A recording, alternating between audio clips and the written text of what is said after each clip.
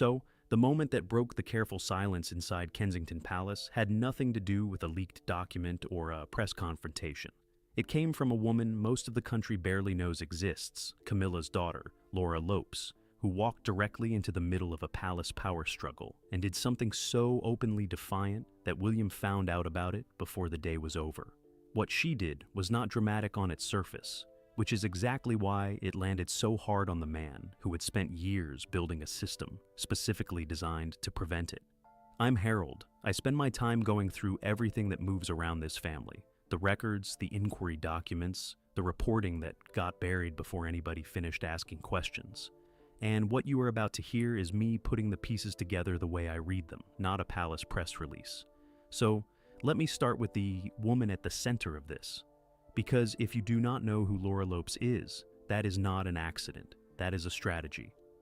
Laura Lopes was born in 1978. She is Camilla's daughter from her first marriage to Andrew Parker Bowles, the marriage that existed on paper for years, while Camilla was conducting the affair with Charles that would eventually consume everything. She watched her mother become the most despised woman in Britain. She sat in the pews of a church in April 2005 and watched her mother marry the Prince of Wales while half the country was still not entirely sure it could forgive either of them for existing. She has never held a royal title. She is not a working member of the family. On paper, she is a private citizen who happens to have a mother who wears a crown. But in practice, she is the daughter of the Queen Consort. She attends family occasions at the highest level. She has sat in the royal box and walked through private doors that most of the country will never stand behind. She moves through the edges of that institution with a level of access that no private citizen would ever be given, because nobody in that building has ever found a clean way to tell the king's wife that her daughter cannot come to Christmas. For years, that arrangement worked because Laura kept to the edges. She stayed off the front pages. She did not leverage her position for business advantage in any way that anybody could point at directly. She was exactly what the family needed her to be: discreet, contained, and quiet. And quiet people do not attract scrutiny. Laura had been quiet for a very long time, long enough that when she made her move, almost nobody was watching. Now, to understand why what Laura did landed the way it did, you have to understand the rules, not the polite suggestions that royal households have operated on for generations, but the specific written mandatory framework that William spent the better part of 2 years building and then putting in front of every household connected to the crown. The rules were not complicated. They were direct, and they came out of something William had watched destroy his family's credibility over and over again. In the years before, he had the authority to do anything about it. The framework had 3 pillars. The first was financial transparency. Any individual with close personal access to a senior royal, whether official or unofficial, was required to disclose business interests that could be seen as connected to the crown. Not just the royals themselves, the people around them, the family, the extended circle, the whole network through which influence can travel without ever producing a paper trail. The second pillar was outside relationships. Senior royals and the members of their immediate families were prohibited from entering into commercial arrangements with individuals whose businesses had any active interest in areas where royal patronage, royal land holdings, or royal charitable foundations carry weight. Heritage, property, agriculture, media. The fields where a dinner with the right person changes outcomes without anybody ever writing down that it changed anything. The third pillar was the one that mattered most. Information. Who gets access to the family? Who gets to sit in a room with a senior royal? Who gets to use that proximity as a credential when they walk into a meeting somewhere else the following week and imply, without saying it directly, that they know people?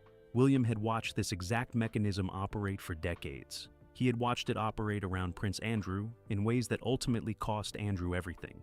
He had seen it in the yacht scandal the previous summer, where Camilla had spent 5 days on a private vessel belonging to a man whose holding company had active interests in heritage land decisions that royal advisors sat on. He had spent months in the aftermath of that, cleaning up a mess that should never have been made. So, the rules went out. Every household received them. Every circle of family and extended family was put on notice. And William made it clear, through the kind of language that leaves no room for interpretation, that the rules applied regardless of personal relationship, regardless of title, and regardless of how long somebody had been comfortable operating the old way. Camilla's household received the document. Laura Lopes, as a regular presence in that household with documented access to senior family members, was covered by its provisions. She received it. She read it. And then she made a decision that somebody was going to have to answer for. But before I tell you what she did, I need to take you back, because none of what happened makes full sense without the wound underneath it. And that wound has a name, and you already know it. William was 15 years old when he walked behind his mother's coffin through the streets of London on the 6th of September, 1997. He walked in silence in a dark suit in front of the entire planet, and by then, he already knew. Diana had sat her eldest son down and explained that there were 3 people in her marriage, and that the third one was the reason everything had come apart. He watched what happened after. He watched his mother stripped of her HRH, her protection scale back, her position renegotiated downward until she was technically no longer a working royal at all. And then she died in a tunnel in Paris without a single protection officer in the vehicle. He watched Camilla move through the rooms his mother had lived in. He watched Diana's flowers burned, her bedroom locked and sealed, her portrait removed from the Hall of Matriarchs at Windsor and placed in a storage room where it sat in the dark for over 20 years. And he watched Camilla's children absorb the benefits of all of it, not loudly, but steadily, over years. The access, the proximity, the quiet assumption that because Camilla had made it inside those walls, the people she loved would travel in behind her. Laura Lopes had done nothing personally to Diana. She was a child herself when the worst of it happened.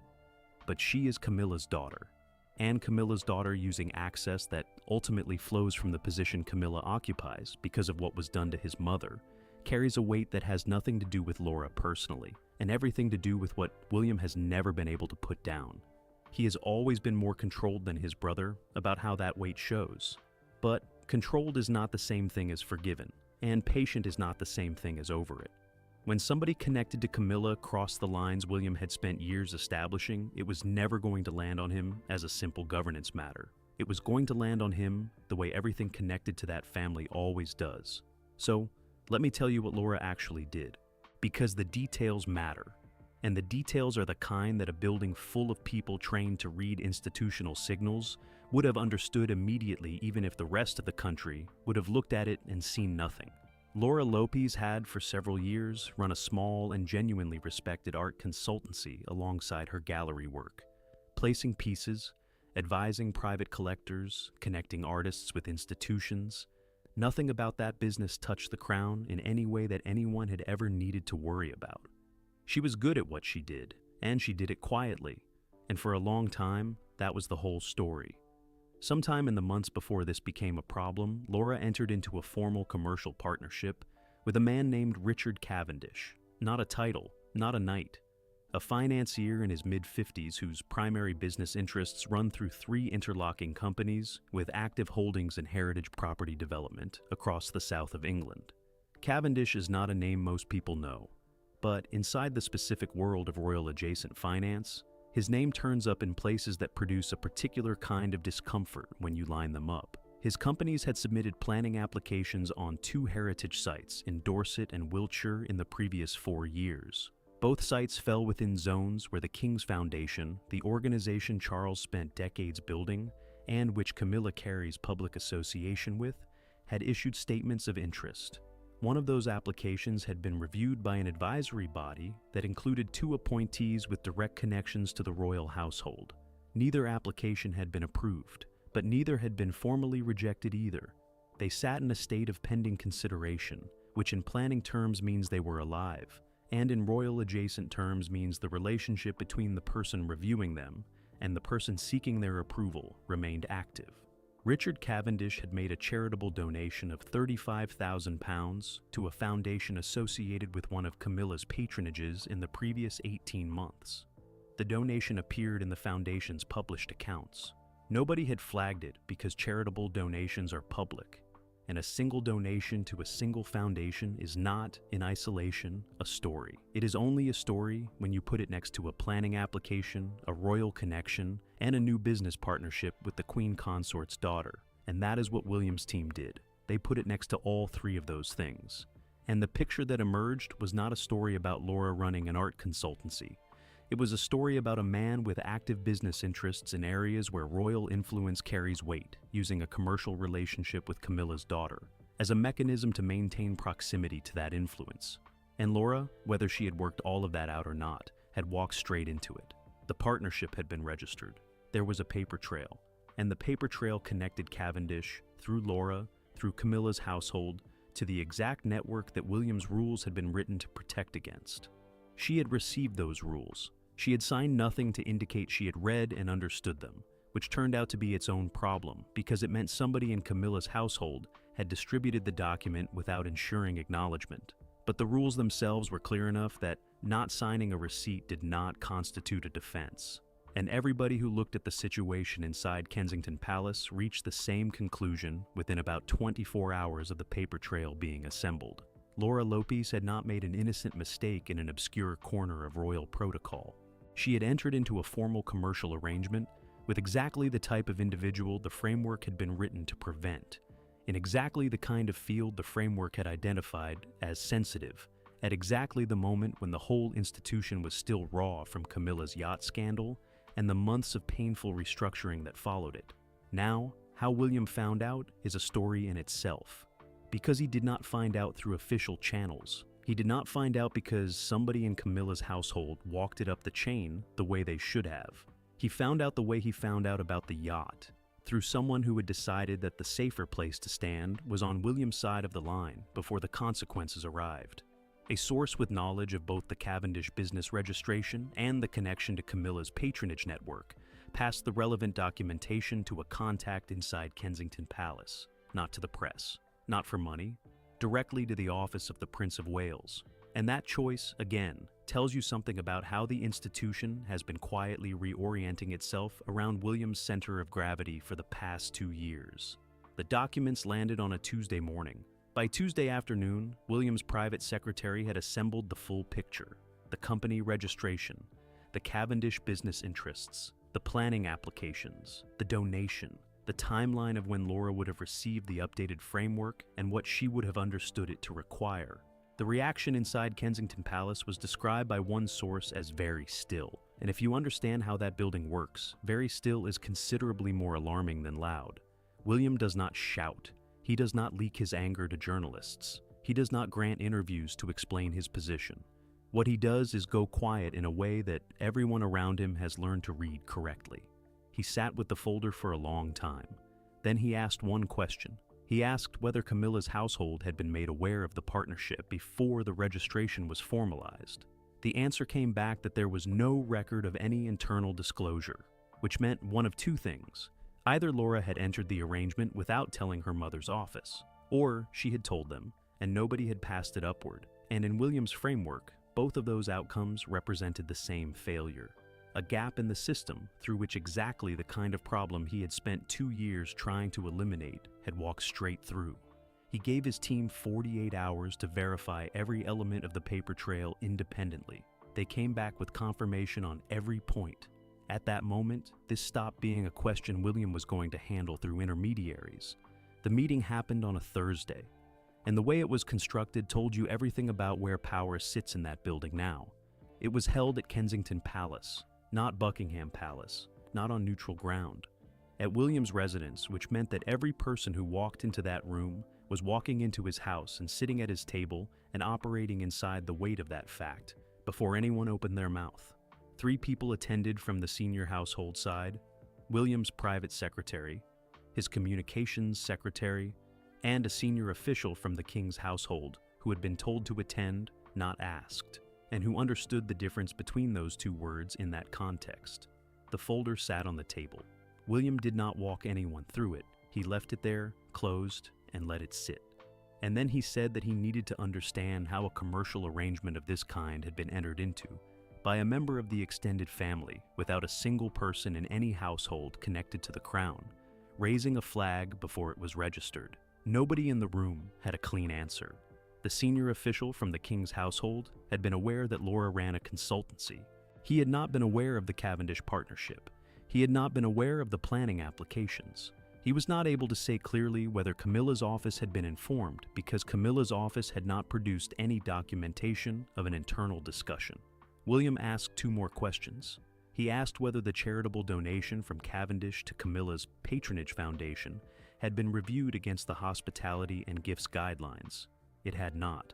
He asked whether the planning applications connected to Cavendish's holdings had been flagged to anyone in the household as a potential conflict of interest, given the King's Foundation's stated interest in those heritage zones. They had not. 3 separate failures, each of them individually an oversight, all 3 of them together a pattern, and William has spent his adult life making the distinction between an oversight and a pattern, because a pattern means the system is not working, and a system that is not working is not going to be fixed by a quiet conversation and a promise to do better. He made 3 demands. The commercial partnership between Laura Lopez and Richard Cavendish was to be formally dissolved with documentation provided to his office confirming the dissolution. A full review of all outside business relationships held by members of the extended family with any connection to a royal household was to be completed within 30 days. And Camilla's office was to implement a mandatory acknowledgement process for all future policy documents so that the absence of a signature could never again be offered as an explanation for non-compliance. Camilla pushed back through Charles within the day. The king called William that evening and made the case, carefully and with evident discomfort, that Laura was a private citizen, that her business affairs were ultimately her own concern, and that requiring her to dissolve a legitimate commercial partnership was overreach into the life of someone who held no official royal role. William's response was the same response he had given during the yacht scandal. He told his father that the question was not whether Laura held an official role. The question was whether the partnership created an appearance of access that the institution could not afford. And he said that given everything that had happened the previous summer, and given that the rules had been distributed and the risks had been explained, the answer to that question was not one he was prepared to leave open. Charles did not tell him to stop. And in that building, when the king does not tell his son to stop, the son proceeds. Now I want you to think about what this moment cost Camilla, because it is easy to look at this as a story about Laura and miss what it reveals about the woman at the center of it. Camilla has spent 30 years building one thing above everything else, a protected position inside an institution that would have been perfectly happy to see her remain permanently outside it. She fought for that position through years of public contempt, through the grief of an entire country directed at her face, through the slow and extraordinarily difficult work of rehabilitating herself from the most hated woman in Britain into a queen consort the public had come, if not to love, then at least to accept. And the foundation of everything she built was Charles, his willingness to fight for her, his ability to use his position to shelter her from the consequences of decisions that would have destroyed someone without his protection. That had been the arrangement for 3 decades, and it had worked because Charles was both willing and capable of holding it in place. But she had already learned during the yacht scandal that capable was no longer the reliable constant it had once been. A king managing a serious illness, conserving his energy for the duties he can still perform, is not in a position to fight prolonged internal battles on his wife's behalf against a son who has every document and every institutional advantage and has been patient long enough to know exactly when to move. And now her daughter was inside the same mechanism. Camilla sat with this in a way that very few people outside that household would have understood. Because Laura is not a palace courtier she can reassign. Laura is not a member of staff whose role she can restructure. Laura is her child, the person she has spent a lifetime trying to protect from the worst consequences of the choices Camilla made when Laura was young. The exposure, the contempt, the years of being the daughter of the woman the whole country blamed for destroying the most beloved royal marriage of the century. She could not defend the partnership on its merits because on its merits it did not hold up. She could not argue that the rules did not apply because the rules clearly did. She could not turn to Charles and expect him to overturn William's demands because Charles had already demonstrated during the yacht fallout that his ability to do that had quietly expired. What she could do was exactly nothing, and she had to do it while watching her daughter's business arrangement dismantled by her stepson, using rules her stepson had written, enforced through an authority her stepson had accumulated over years, while she had been focused on holding her own position and not paying close enough attention to how completely the ground had shifted underneath it. There is a specific kind of defeat that comes not from losing a fight, but from arriving at the moment when the fight is over and realizing you never had the pieces to win it. Camilla arrived at that moment in a room at Clarence's house on a Friday afternoon when the confirmation of the partnership dissolution landed in her office and there was nothing left to say about it. Now, let me tell you what followed. Because consequences in that building do not always come with an announcement. They come through the diary, through the distribution list, through the small daily signals that everybody on the payroll reads correctly even when nobody explains them. Laura Lopez was not publicly censured. There was no statement. No palace spokesperson commented on her business affairs. No royal correspondent was briefed on what had happened. The whole thing was resolved inside the walls of that institution in the way that William resolves things, which is completely and without leaving anything visible for anybody to push against. But Laura's access changed, not dramatically, not in one move that anybody could photograph, in pieces. The way things always change in that building when someone upstairs has made a decision. Invitations that had previously arrived as a matter of course stopped arriving as a matter of course. Occasions that Laura had attended in the previous 2 years required, for the first time, explicit confirmation rather than assumed inclusion. The doors that had been open because nobody had ever thought to close them were now doors that required somebody to make a specific decision to open them each time. And the person making that decision was no longer automatically inclined to make it in her favor. Camilla noticed it. Of course she noticed it. A woman who has spent 30 years reading the temperature of that institution through exactly these kinds of signals was not going to miss the shift in how her daughter was being treated at its edges. She noticed it, and she had no mechanism to reverse it, which is its own particular message about where she stands now. The Cavendish partnership was dissolved. The documentation came through to William's office within the required window. Richard Cavendish made no public comment. His planning applications remain in the same state of pending consideration they were in before any of this happened, which tells you that proximity to the crown had not, in the end, advanced them in any meaningful way. Whatever he had hoped to gain from the arrangement, he did not gain it. The broader review of outside business relationships connected to extended family members produced a document that nobody in that household enjoyed reading. Several other arrangements were flagged. None of them rose to the same level of concern as the Cavendish partnership, but all of them were addressed. All of them were put on the record. And all of the individuals involved now understood, with absolute clarity, that William's office was watching, that the framework was not decorative, and that the absence of a signature on a receipt was not a defense that would be accepted a second time. The mandatory acknowledgement process went into Camilla's household within the 30-day window. Every policy document distributed to extended family members now requires a dated signature confirming receipt and understanding. It is a bureaucratic measure. It is also a permanent record. And in a building that has run for centuries on the unrecorded word and the quiet understanding, a permanent record is a fundamental change to the nature of how accountability operates. Now, step back from the specifics of this and look at the shape of it. Because what happened with Laura Lopez is not really a story about Laura Lopez. It is a data point in a much larger pattern, and the pattern is what tells you where this institution is going. William has been building something with methodical patience since the moment he had enough authority to build. Fewer working royals, tighter control over who represents the crown and how. Zero tolerance for the informal arrangements, the undocumented understandings, the quiet access that flows through personal relationships rather than institutional process.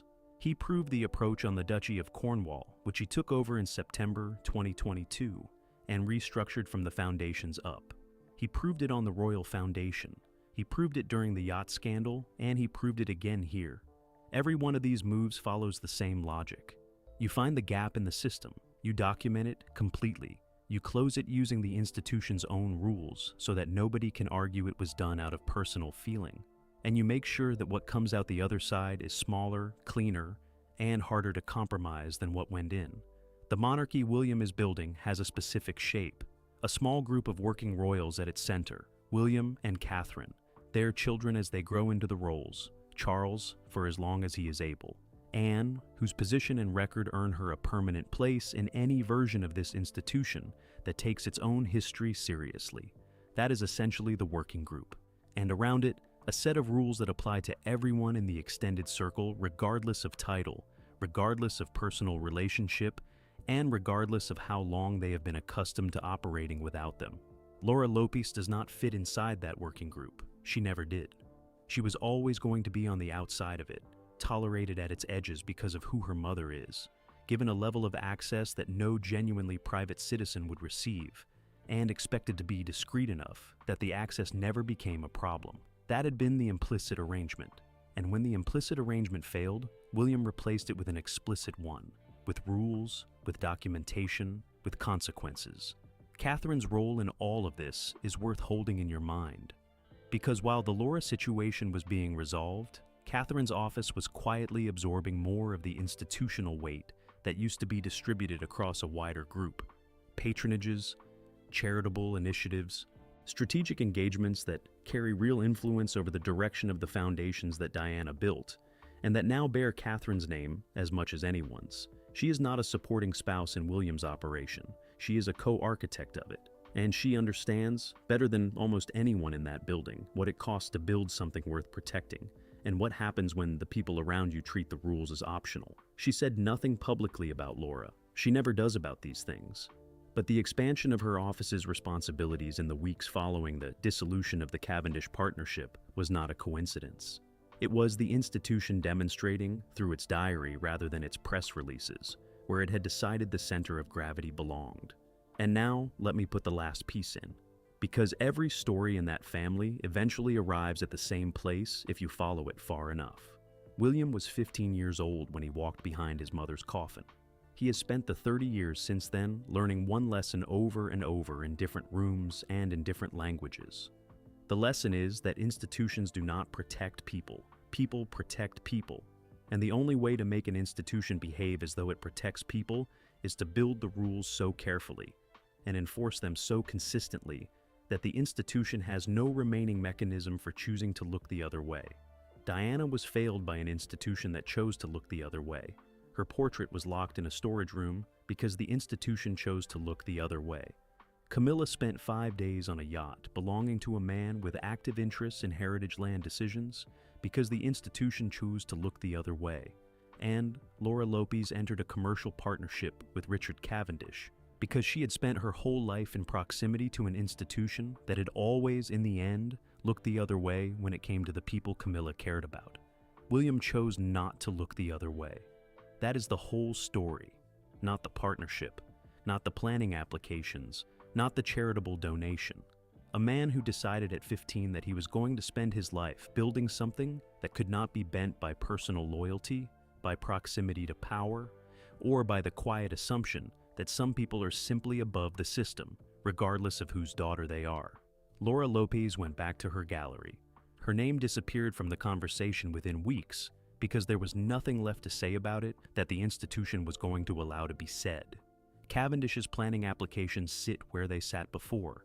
Camilla still holds her title and walks beside Charles at state occasions and lives inside a palace she once arranged to her own preferences. On paper, not much has changed. But Camilla walks past Diana on the Hall of Matriarchs wall every day. She receives a distribution list that is shorter than it was 2 years ago. She attends a diary that has fewer entries than it did before last summer, and she now knows, with a clarity she did not have before, that the protection her children receive inside that institution is not hers to grant anymore. It is William's to decide, engagement by engagement, invitation by invitation, signature by signature on a document that requires acknowledgement now, because the era of assuming that the right people understood the rules without being told is finished. Laura understood what the partnership cost her before the dissolution paperwork was even filed. A source close to the situation described her as shaken, not defiant, not looking for a way to fight it, shaken. Because you can grow up at the edges of that institution for your entire adult life and still not fully reckon with what it means when the person running it decides your access to its protections is conditional rather than assumed. She found out the same way Camilla found out during the yacht scandal. Not through a confrontation, not through a statement, not through anything that left her something to push against, through a phone call telling her that the partnership needed to dissolve, through a process so clean and so institutional and so completely devoid of personal heat that there was nothing in it to argue with. Just the rules, applied by someone who had written them carefully enough that they applied even here. William did not call her. He did not need to. The folder sitting closed on a table in Kensington Palace said everything that needed to be said. He had built a system. The system worked. And the morning the dissolution documents arrived in his office, confirmed and dated, he set them in the file and moved to the next thing on his desk. That is who he is. That is what 30 years of carrying that particular grief quietly, methodically, without ever letting anyone see it coming, has produced. A man who does not need to be angry in the room because the room has already been arranged so that anger is unnecessary.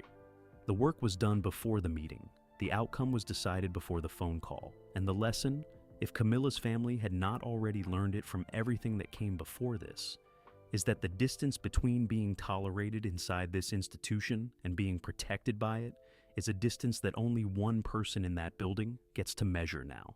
And he measures it the way he measures everything, in writing, on paper, with a signature on the bottom, confirming that everyone in the room understood exactly where they stood. Diana would have understood the precision of it. She always knew that the only thing that kept a person safe inside those walls was not charm or love or history. It was somebody with enough power deciding you were worth protecting. Her son learned that from her. And then he spent 30 years making sure the power to protect the people he cared about would rest in his hands and nobody else's. The portrait is on the wall, the rules are on paper, and the next person who decides those rules do not apply to them will find out, as Laura Lopes found out, that the era of the quiet understanding is over. The only thing operating in that building now is the system William built, and the system does not look the other way. Not for anyone, not even for the daughter of the woman who once thought.